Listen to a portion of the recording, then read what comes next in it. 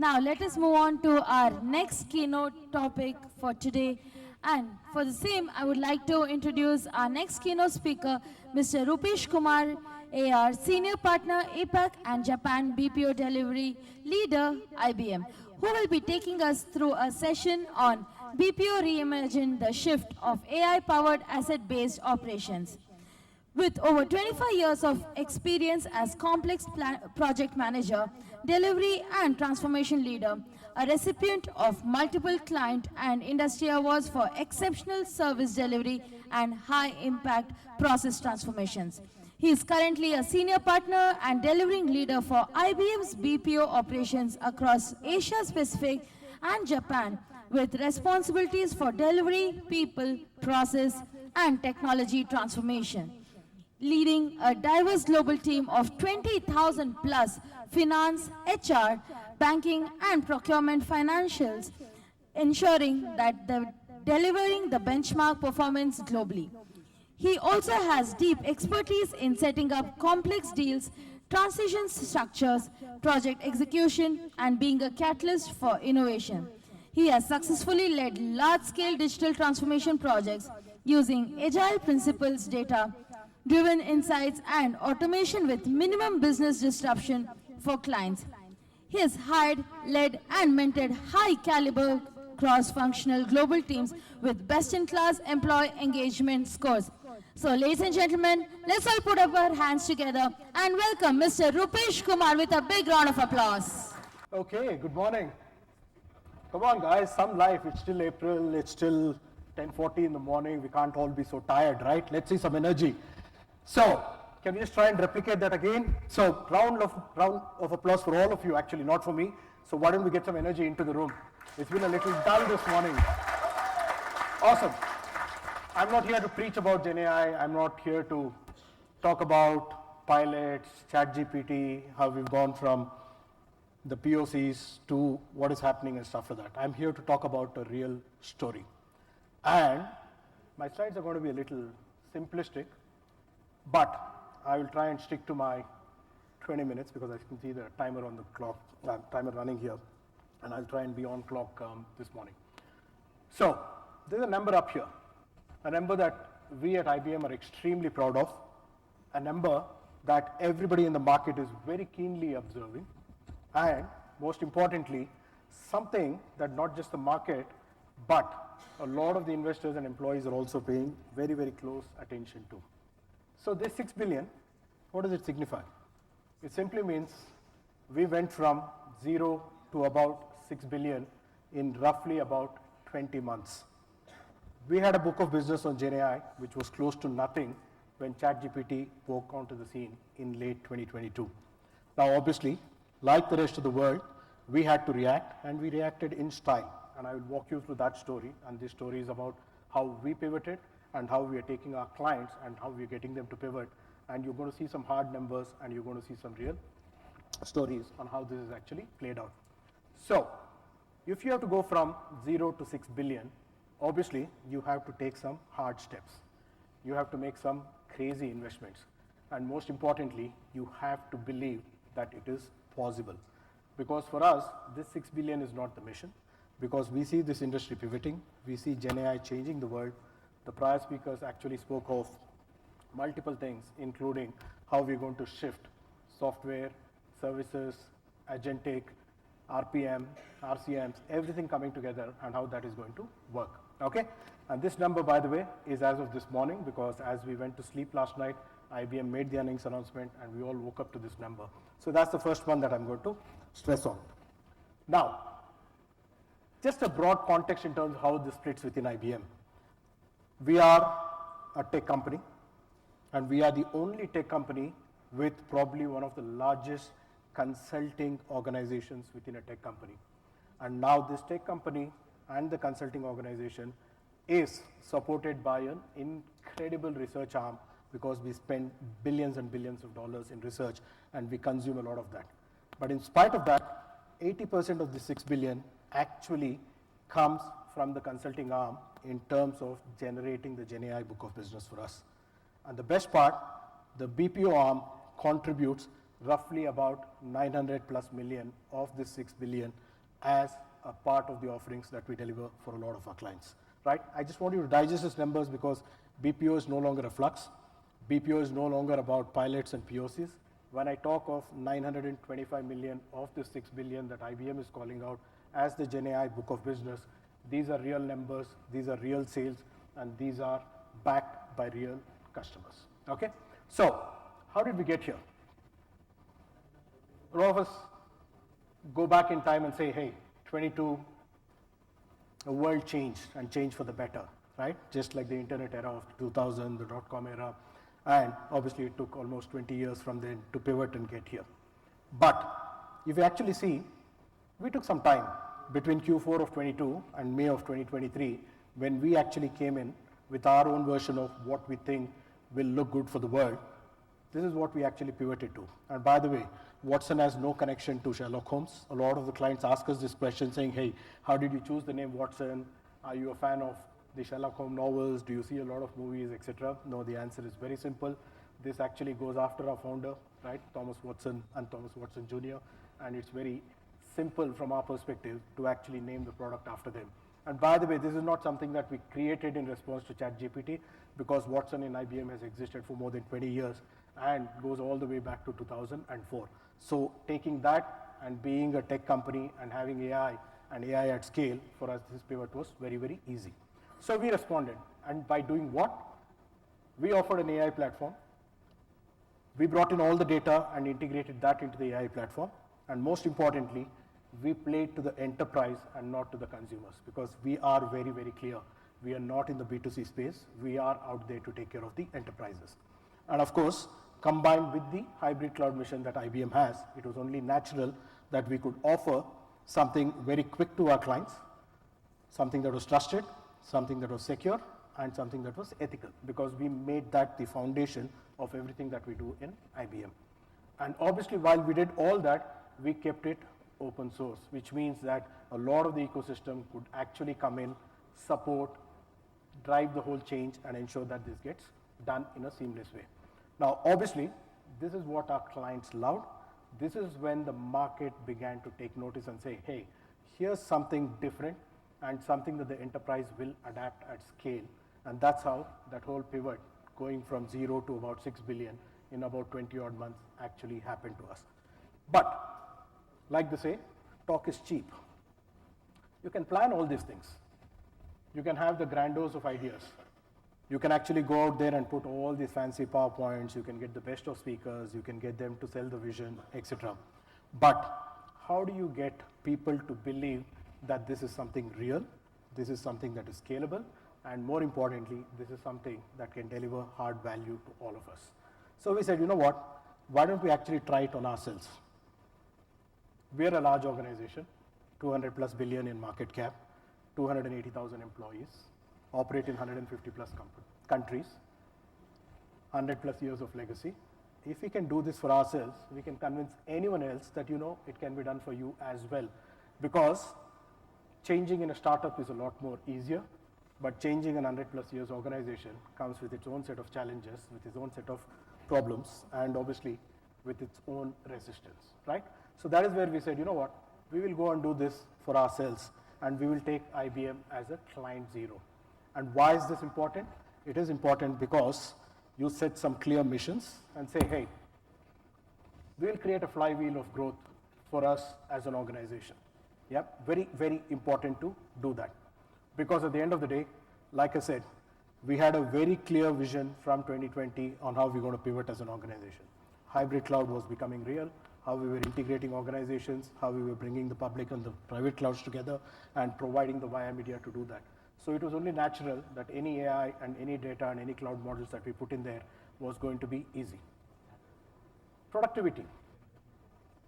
Earlier we spoke of productivity in terms of hundreds of people, incremental value, 1-2 points. If you exceeded 5 points, you declared victory and you would be super happy about everything that you achieved, etc. Right?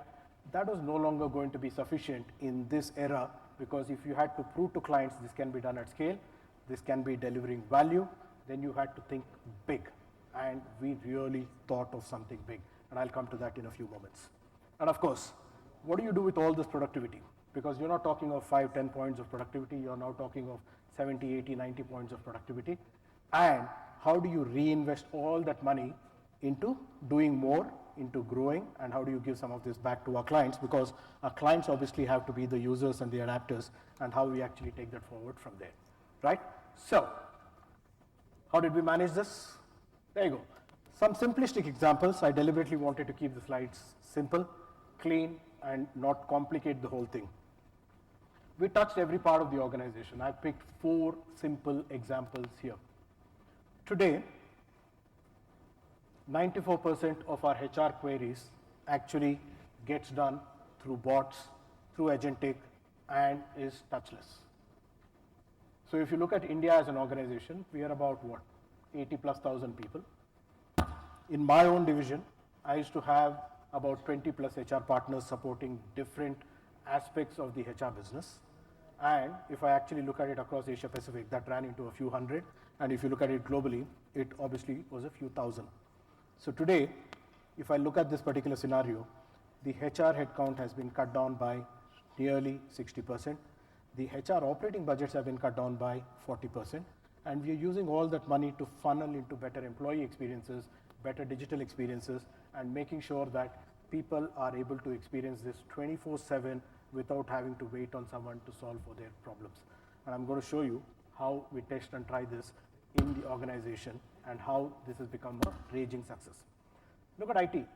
All of us are used to it. My laptops don't work, my networks don't work, I have a problem with my credentials, I don't know, I'm traveling, my VPN suddenly goes bust, I don't know how to solve for it, etc., etc.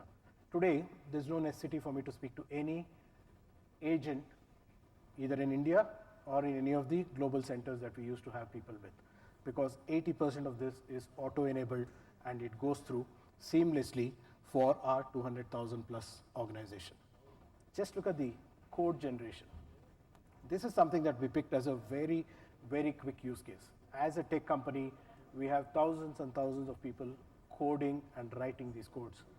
Today, 70% of the code is generated by Watson, and the orchestration layer and the code generator actually enables some of these things to go through seamlessly. Yeah. And by the way, these numbers are poised to increase further, not the ones in the 90s already, right? But the ones in the 70s and 80s will scale, and you'll see those numbers also come into the 90 plus category very, very soon.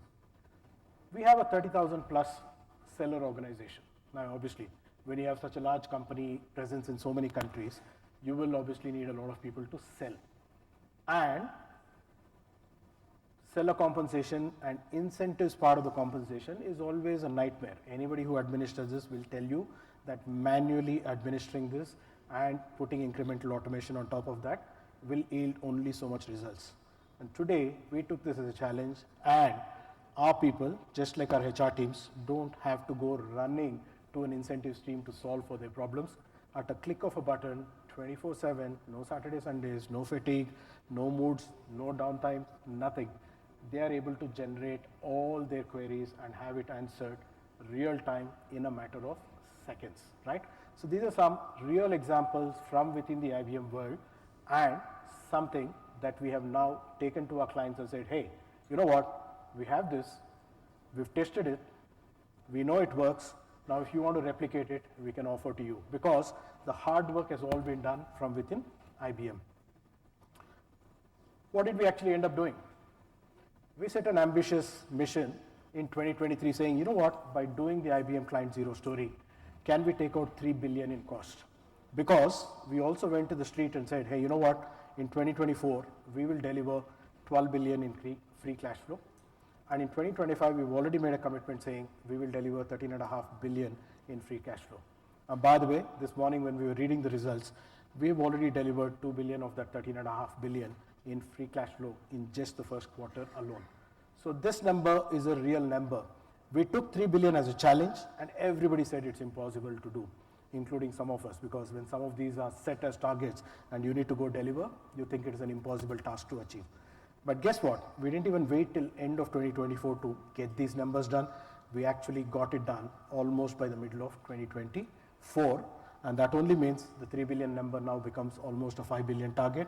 And this is something that we continue to chase. Now, what do you do with all this money? three great things happen. One is you put a lot of this back as investment into people and skills, because you can talk Gen AI, you can talk of agents, you can talk of assistants, you can talk of all these fancy tools that we do. But if you're not investing it back in skills, if you're not going to invest it back in people, you're obviously not going to win that game. Now that's something that we've done wonderfully well. We're taking care of our investors. We put a lot of this money back into the pockets of the investors, and obviously a lot of our employees also happen to be investors, so they also tend to benefit in that way. And last but not the least, we are actually on an acquisition spree to enhance our Gen AI capabilities, and we are buying company after company, and you will see a lot of announcements being made in that particular space. So, if I were to just move on, quickly show how this whole thing comes to bear within IBM and how we actually test and do this at scale. I'll play this 50-second clip, and then I'll come back and talk about how this works.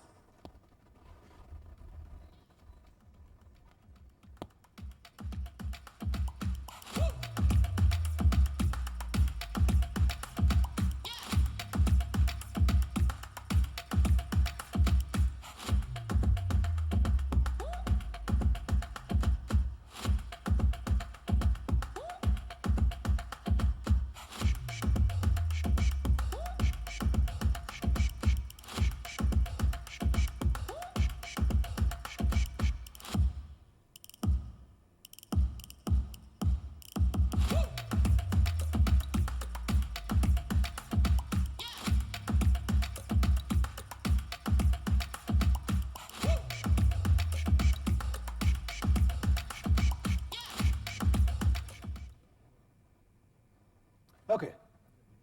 So like every company, for us, 2023 was a year of discovery. I spoke of Watson. When we went to our teams in 23, it was all about educating people on what Gen AI is about, how Watson is going to work, and how this whole thing is going to come to play. But 24, we actually pivoted. We started building all these Gen AI tools. We started building all these products at scale, because it's no longer about pilots and POCs, it is actual products. But what is the best way to get real-time feedback? The best way to get real-time feedback is for those products to be tested at scale and to get real-time feedback from the employee base on whether it works, what does not work, and how do we pivot to something that the clients are actually wanting to see. And just for your insights, right? We had roughly about 170,000 of that 280,000 population actually participating in what we call as the Watson X Challenge, where we throw open the entire ecosystem, the products, the services, all of the Gen AI use cases, and we ask them to test it, try it, and give us real-time feedback. Now just imagine the power of 180,000 people participating in that, and in the BPO world, we have roughly about 25,000 people. 95% of that 25,000 people actively trying these Gen AI products, coming back to us, giving us real-time feedback and saying, you know what, these things work better if you were to do it in this way. These are great, we continue. These are things that is really not at that level where it needs to be. What can we do to actually improve? So this is the other thing that we pivoted to, trying and testing at scale and making sure that this is all landing and landing accurately. Now, when we tell this to the clients, there is a reason for them to believe, yeah? Because you can talk all the things you want in conferences, in boardrooms, you can show PowerPoints, but if you're not able to show real use cases, real case studies, and client examples where it's already working, obviously there's no reason for them to believe, okay? So, quickly moving on, we cannot rest on our laurels, right? Yes, 3 billion was a target, we delivered. 6 billion Gen AI book of business, we've delivered. So fantastic results. And obviously this morning, the reaction from the analysts in the markets has been a disappointing one, because obviously Musk and everything that's happening on Dodge and things like that. But the overall analyst sentiment has been extremely positive in terms of the pivot. We cannot rest there. Obviously we need to change. 23 was trial, figuring out, etc. 24 was getting real. 25 onwards, it's about scale and speed. Now that's the reason why, as an organization, we pivoted into two different paths. 23, we launched Watson, AI-powered data platform for the enterprises to be adapted at scale. But when you have such a large team, when you have so many Gen AI use cases, And when you have so many people trying and testing it out, it is impossible to keep track of everything that's happening. Even within BPO, yeah, we have about 8 use cases. We have about 110 clients for whom we are actually implementing these use cases. It becomes very difficult to tell the organization consistently what is working, what is not consistent, what is not working consistently, and where we need to learn from the others. So, late last year, we went and introduced something called as an ICA, or the Consulting Advantage, on the IBM platform. This is an AI-powered delivery platform where we're now bringing in all assets, all of our agents, all of our assistants, combine that with the methods, and obviously the garage and the other techniques of how to drive this, and ensuring that our people work in a consistent and standardized way. Today, I don't have to go looking for it in different places. I go to this one platform, I can see all of the AI assets of IBM and the AI assets of our client in one place, and that's how we go about driving this. And of course, if you have to do all of this, you also need to tweak your offerings, and you need to obviously link that to the assets. That's the other big pivot that we've actually gone into. With that, I come into my last minute, which is perfectly on cue. So what do we see as the future? I've deliberately not touched on agentic. I know some of our speakers prior to me have spoken about it, and I also know there is a session later this afternoon where they're going to focus on agentic, and that's the reason why I've not gone there. But from our perspective, look, the world is changed, has changed, is going to change even faster. 3-4 things. We've taken a target, 3 billion, great, the 3 billion is going to become 5 billion, but the way we see our digital workforce evolving within the BPO world, when we started the journey in 2023, we were at about 20%. We are confident we will get closer to 50% by the end of next year. Okay, that's one big change that we're seeing. In terms of the productivity commitment and in terms of the gain shares that we're going to pass back to the clients, typical industry standards, right? 40 to 50%, right? That's how we do it, and that's where we go and deliver. But we think that number is going to go into the 60s and the 70s, and that's something that we are preparing our teams to deliver. Skills enhancements and automating at scale is going to be the next frontier. And last but not the least, the future is not going to be about automating tasks. The future is going to be about radically redesigning functions. And with that, I am bang on time. Thank you so much for your patient hearing, and look forward to connecting with many of you as we go forward. Thank you, and have a wonderful rest of the day. Yeah. Thank you so much, Mr. Roopesh Kumar, for that wonderful session. And to do the honors, I would like to call upon Robert Adair, Major, Managing Director, Middle East India Operations, State Street.